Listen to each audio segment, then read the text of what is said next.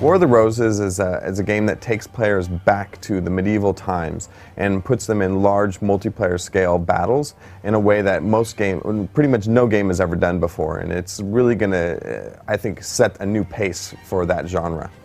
In War of the Roses, we're going to have an arsenal of weapons. We're going to have, a huge assortment of different types of armor and equipment, so players are going to really have the ability to kind of create their perfect soldier.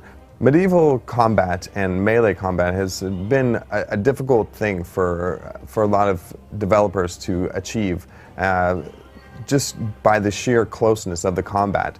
It requires a lot of processing on the side of the game, and with physics and making the animations and getting that environment really, really nailed and rock solid. And there's not a day that goes by that we don't iterate or look at this weapon and see how it plays, and if it feels natural, if it feels correct for that environment, so that players are keep their immersion into the experience.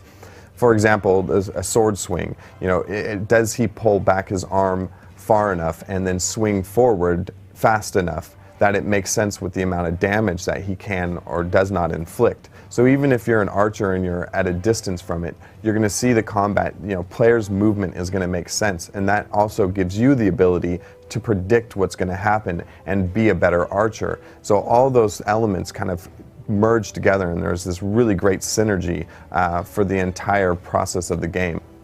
Persistency is a big part of multiplayer games nowadays, and we're also going to have that element. We're still working on the finite details of it, but there will be a ranking system. There is going to be an ability to look at your stats and see how well you're doing with different weapons, look at the different armaments, see how they work together or apart from each other. So those things are all key elements that we're definitely going to have in this game.